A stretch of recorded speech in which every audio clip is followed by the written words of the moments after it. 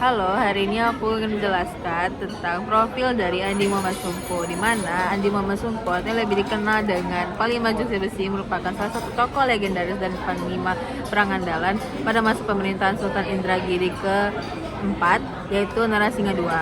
Nah, beliau ini merupakan sosok yang begitu dikenal oleh masyarakat Indragiri dulu, khususnya kesaktiannya luar biasa, di mana dia itu dikenal baik oleh masyarakat Indragiri Hulu pada masa penjajahan kolonial. Nah, berdasarkan cerita rakyat dan diwariskan secara turun-temurun, Andi Sumpo ini memiliki kesaktian, yaitu kebal terhadap benda tajam. Bahkan dari sejumlah kisahnya disebutkan juga bahwa bulu tangan itu tak bisa dicukur dengan benda tajam, terkhusus kulitnya juga.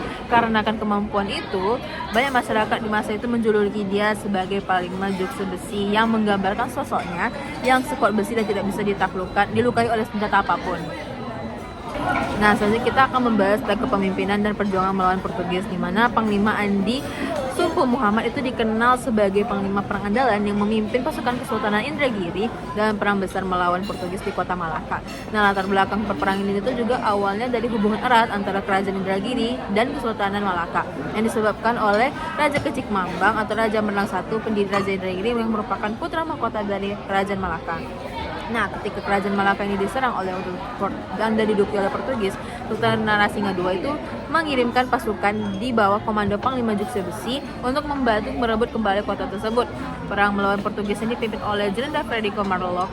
Lalu itu berlangsung selama 20 tahun, yaitu dari tahun 1912 sampai 1532. Walaupun pada masa itu pasukan Portugis dikenal sangat kuat di lautan dan berpengalaman dalam perang, hal ini nggak menampik bahwasannya kepemimpinan dari Panglima Jogja Besi ini bisa membawa kemenangan bagi Kesultanan Indragiri. Nah, yang akhirnya itu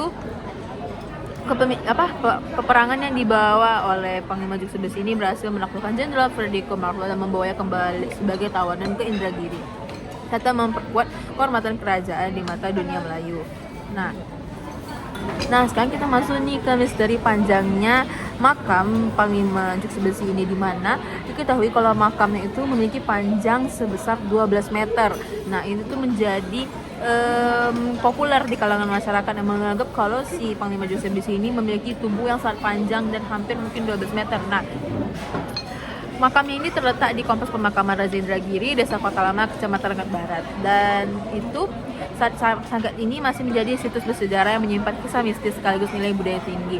Nah, berdasarkan dari pernyataan dari Saharan yang merupakan staf Balai Pelestarian Kebudayaan Wilayah 4 Riau dan Kepri, sekaligus tenaga ahli cagar budaya Kabupaten Indragiri Hulu, panjang makam Panglima Jogja Besi itu bukan disebabkan oleh tinggi tubuhnya yang dikatakan itu 12 meter, bukan, tapi melainkan sebagai bentuk penghormatan atas kebesaran dan jasanya.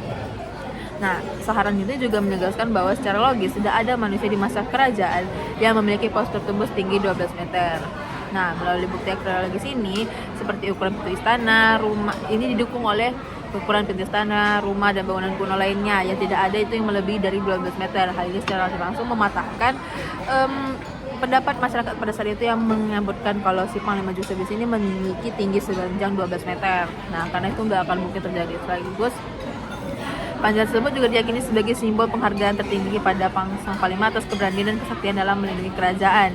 Dan juga dimaksudkan untuk agar para peziarah dan wisatawan dapat berkunjung dengan mudah tanpa perlu berdesakan di kawasan makam yang kini menjadi bagian dari kawasan cagar budaya dari Desa Kota Lemah. Nah, kemudian kita lanjut ke akhir hayat dari Panglima Jogja Besi ini, di mana setelah wafat Panglima Jogja Besi ini dimakamkan di kompleks pemakaman Raja Indragiri Desa Kota Lama seperti yang sudah saya sebutkan sebelumnya.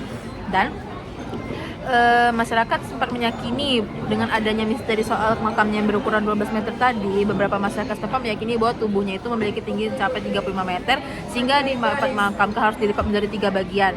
Namun di beberapa versi lain juga menyebutkan bahwa panjang makam tersebut tidak mencerminkan ukuran tubuhnya sebenarnya, melainkan sebagai tanda penghormatan terhadap kebesaran dan keberaniannya dalam melakukan Portugis serta melindungi Sultan Narasingha, yang hingga kini kisah Panglima Andi Sumpo Muhammad terus hidup dalam ingatan masyarakat Indragiri Hulu sebagai simbol keberanian, kesetiaan, dan keperkasaan seorang panglima sejati yang berjuang demi kehormatan bangsanya. Sampai situ dulu penjelasan saya terkait biografi dari Panglima Jogja Besi atau Andi Sumpo Muhammad. Sampai jumpa lain waktu dan terima kasih. Assalamualaikum warahmatullahi wabarakatuh.